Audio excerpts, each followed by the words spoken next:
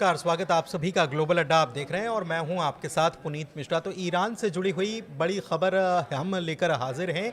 मेरे साथ मेरे सहयोगी आनंद प्रजापति भी मौजूद हैं। दरअसल बहुत सारी खबरें निकलकर सामने आई हैं और इसमें पेंटागन ने क्या वार्निंग दे दी है ट्रंप को, ये भी बताएंगे और साथ ही हम आपको बताने वाले हैं कि इसराइल को क्या चिंता सता रही है और इसराइल ईरान की ताकत के बारे में आगाह कर रहा है। अमेरिका को क्या आगाह कर रहा है और क्या ताकत है।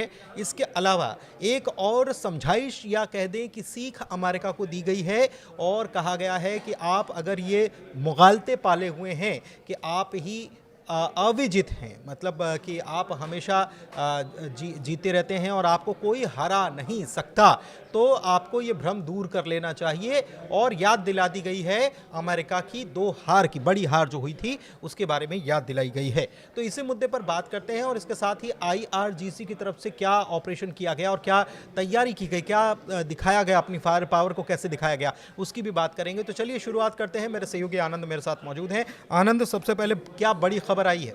सबसे बड़ी खबर तो पहली बात यही है कि ईरान जो चाहता था धीरे धीरे वो साफ होता नज़र आ रहा है, क्योंकि ईरान ने साफ साफ बोल दिया था कि अगर ईरान पर अटैक होगा तो इसका मुंह तोड़ जवाब दिया जाएगा।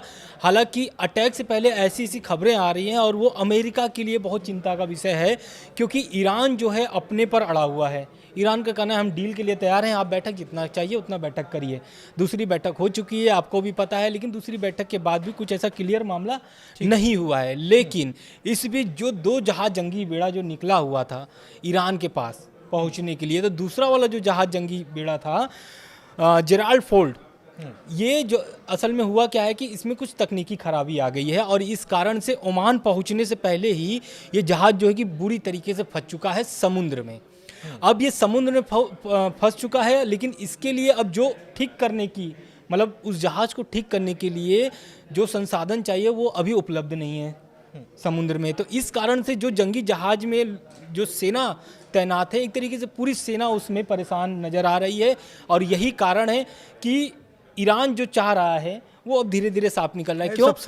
सबसे बड़ी बात ये हाँ कि आनंद, सबसे बड़ी बात यह है कि थोड़ी हंसी भी आएगी आपको सुनकर, उसका टॉयलेट जाम हो गया। हाँ बिल्कुल बिल्कुल, टॉयलेट जाम हो गया। और आनंद, अगर हम गलत नहीं हैं तो हम एक बार इसको लेकर चर्चा भी कर रहे थे कि कौन से जंगी जहाज को भेजा जा सकता है। हैरानी की बात यह है कि ये दुनिया का सबसे बड़ा जंगी जहाज है अमेरिका का और सबसे ताकतवर इसे बताया जाता है। लेकिन तब आनंद, जेराल्ड आर फोर्ड की जब बात हो रही थी तो ये खबर भी आई थी कि इसमें पहले से कुछ तकनीकी परेशानी थी और इसीलिए हम ये आकलन कर रहे थे कि ये नहीं जा सकता, लेकिन फिर भी इसे जबरदस्ती भेजा गया है, ये हम मान सकते हैं। और इसमें जो तकनीकी खामी है वो निकलकर सामने आ गई। बिल्कुल, तकनीकी खराबी सामने भी आई है और इसमें हम आपको बता दें कि ये जो जहाज है 11 महीने से समुद्र में तैनात है, क्योंकि इसके पहले आपको भी पता है कि वेनेजुएला वाला क्या कांड हुआ था, तो इसमें इसकी भी भूमिका रही है।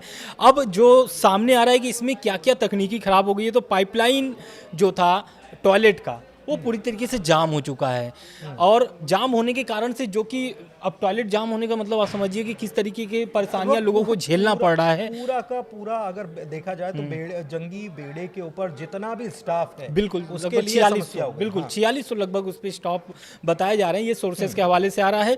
लेकिन अब जो है कि उस जहाज का जो एक तरीके से कार्यशैली है वो पूरी तरीके से ठप हो चुकी है, यानी आगे बढ़ने की जो जिस तरीके से लोग कह रहे थे कि 2 हफ्ते में पहुंच जाएगा, 4 हफ्ते में पहुंच जाएगा ईरान के पास, तो अब वो संभावनाएं जो है कि वो बहुत कम नजर आ रही है। 45 मिनट वो जो लोग सवार हैं उनको 45 मिनट कतार के लिए इंतजार करना पड़ रहा है। बिल्कुल, लाइन में लगे हुए हैं कि 45 मिनट 1 घंटे तक उनको टॉयलेट यूज करने के लिए नहीं मिल रहा है, और इसीलिए क्योंकि टॉयलेट ही जाम हो गया है। और ये बिल्कुल आप ये भी देखिए कि दुनिया की सबसे शक्तिशाली सेना या फिर सबसे शक्तिशाली जो जहाज जंगी बेड़ा, उसमें इस तरीके की परेशानियां सहनी पड़ रही है और इसमें ईरान फायदा उठा सकता है। कैसे फायदा उठा सकता है? क्योंकि आपको भी पता है कि लगातार जैसे USS अब्राहम लिंकन पहुंचा, उसको फिर ओमान की खाड़ी में तैनात कर दिया गया। अब जो है कि दूसरी जो जहाज बढ़ रही थी, यानी कि सबसे बड़ी जहाज, सबसे ताकतवर जहाज, अब उसमें तकनीकी खराबी आने की वजह से ईरान को बहुत सारी मोहलत मिल चुके हैं। ईरान जो तैयारी कर रही थी युद्ध के लिए, अब वो जो तैयारी है उसमें और अच्छे से तैयारी कर सकती है। हालांकि अटैक की जो बात हो रही है, अब ईरान अमेरिका के सहयोगी ही कुछ लोग हैं जो वो बोल रहे हैं कि अटैक करने से क्या क्या नुकसान होंगी, वो आगे हम अभी आपको बताएंगे। बिल्कुल। एक चीज़ और है कि इस बीच ईरान ने एक वार्निंग अमेरिका के लिए जारी कर दी है, या समझाइश या सीख जो भी कह लें, और माफ़ कीजिएगा, ईरान ने नहीं, इसराइल ने जारी किया है, और ये ईरान की ताकत बता रहा है। और क्या बता रहा है कि क्या कर सकता है ईरान, इसको भी समझते हैं कि इसराइल ने ईरान को लेकर अमेरिका को क्या बताया। देखिए, पहले तो खबर आपको भी पता है कि लगातार खबरें आ रही थी कि ईरान जो है कि दोनों जंगी जहाज़ों को डुबा सकता है, लेकिन ये बात ईरान की तरफ से हो रही थी। लेकिन अब ईरान का जो कट्टर दुश्मन है इजराइल, अब वो भी यही बात कहने लगा है। क्यों कहने लगा है वो पूरी तरीके से विस्तार में बताया है। इजराइल का कहना है कि ईरान जो है 40,000 पाउंड के पानी के भीतर विस्फोट कर सकता है, यानी अगर ये विस्फोट हुआ तो दोनों जहाज़ जो है कि डूब जाएंगे।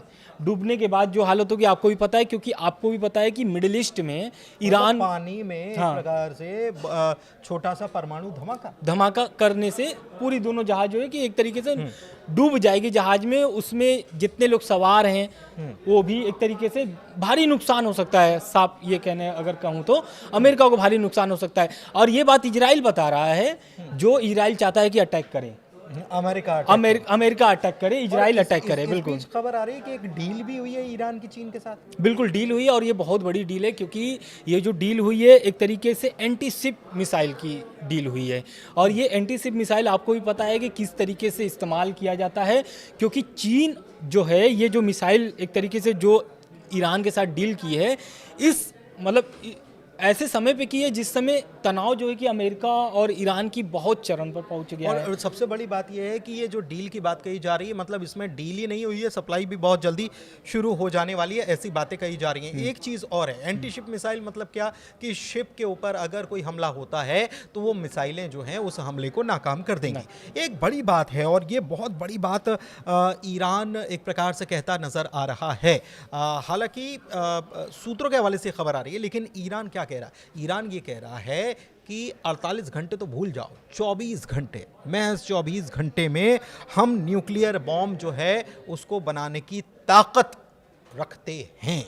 जी हाँ, ये बड़ी बात कह दी है। तो मतलब यानी आईएईए की बात सच हो जाएगी, क्योंकि आईएईए का तो दावा है। ईरान अभी तक इस बात से इनकार कर रहा था कि हमको परमाणु बम नहीं बनाना है, लेकिन एक प्रकार का प्रेशर जो डेवलप हो रहा है कि ईरान के ऊपर अगर एक अटैक भी होता है तो उसके बाद तुरंत परीक्षण करने की स्थिति में ईरान आ जाएगा, ऐसा कहा जा रहा है। इसके साथ एक और खबर सामने आ रही है कि ईरान के जो कमांडर इन चीफ हैं हातमी, उनका एक बहुत बड़ा बयान आया है। एक तरीके से अमेरिका को चेतावनी दी है और अमेरिका की हार को याद दिलाया है। उन्होंने कहा है कि ये जो आप जीत की झूठी मिसाइलें, मतलब एक तरीके से आप दावा कर रहे हैं कि ईरान पर हम जीत हासिल कर लेंगे, तो आप बहुत गलत फहमी में हैं, क्योंकि वियतनाम और अफगानिस्तान को आपको याद करना होगा। वही अफगानिस्तान है जहाँ पे आप तालिबान को भगा करके वहाँ पर आप एक तरीके से किस तरीके से विवाद वहाँ पर बढ़ा था, तनाव बढ़ा था, लेकिन आज के डेट में अफगानिस्तान वहाँ पर सत्ता संभाला हुआ है। तो ये अफगानिस्तान में तालिबान समान बिल्कुल। और इसी को लेकर अभी हाल ही में ट्रंप जो है वो बड़े नाराज हो गए, और इसके पहले की बाइडेन प्रशासन जो है उसके ऊपर भी उन्होंने नाराजगी जाहिर की और कहा कि जिस तरीके का काम किया हमारे साजो सामान जो हैं वहीं रह गए।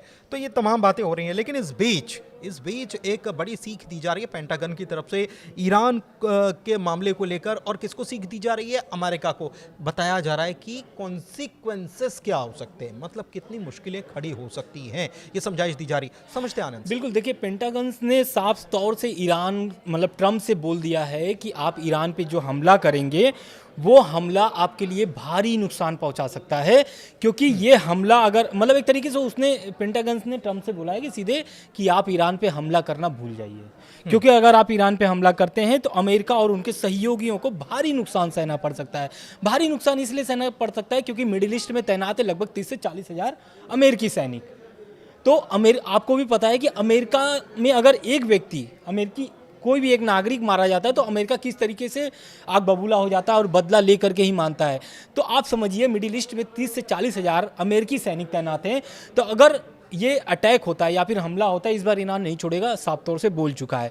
अगर ये हमला होता है अमेरिका की तरफ से या इजराइल की तरफ से शुरुआत की जाती है तो इसका भुगतान अमेरिका को भारी चुकाना पड़ सकता है। और यही बात पेंटागन का कहना है कि जो आप हमले की विचार बना रहे हैं उसको आप भूल जाइए, डील पर बात करिए, बातचीत पर बात करिए और समस्या का समाधान निकालिए। साफ तौर पे उन्होंने ये कहा है। देखिए बेसिकली क्या है कि जो पूर्व अधिकारी हैं उनके मुताबिक ख़ास तौर पर जॉइंट चीफ ऑफ स्टाफ के अध्यक्ष जो हैं जनरल डैन कैन, इनकी तरफ से जो राष्ट्रीय सुरक्षा परिषद की बैठकें हुई हैं उसमें ये चिंता जताई गई है कि मुश्किलें खड़ी हो सकती हैं और अमेरिका को अपने सहयोगियों के साथ भी चीज़ें जो इसके बारे में हमने बताया भी था आपको कि नुकसान क्या हो सकता है, अमेरिका को कैसे नुकसान हो सकता है। और इसके अलावा तेल की कीमतें बढ़ेंगी, डॉलर की कीमत जो है वो घट सकती है, तो बहुत सारे परेशानियां जो हैं खड़ी होंगी। दुनिया के ऊपर प्रेशर बढ़ेगा, दुनिया का प्रेशर अमेरिका के ऊपर पड़ेगा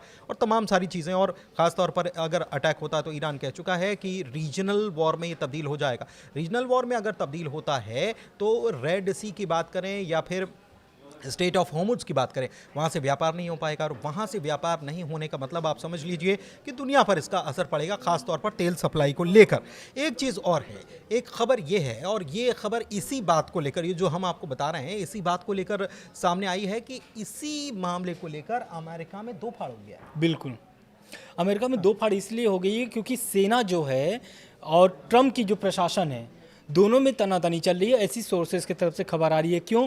क्योंकि जैसा मैंने आपको बताया कि 30 से 40 हज़ार सैनिक तैनात हैं और आपको मैंने स्टार्टिंग में भी बताया कि जंगी बेड़ा जो पहुंचा हुआ है, ओमान भी अभी नहीं पहुंच पाया, बीच समुद्र में फंसा हुआ है तकनीकी खराबी की वजह से।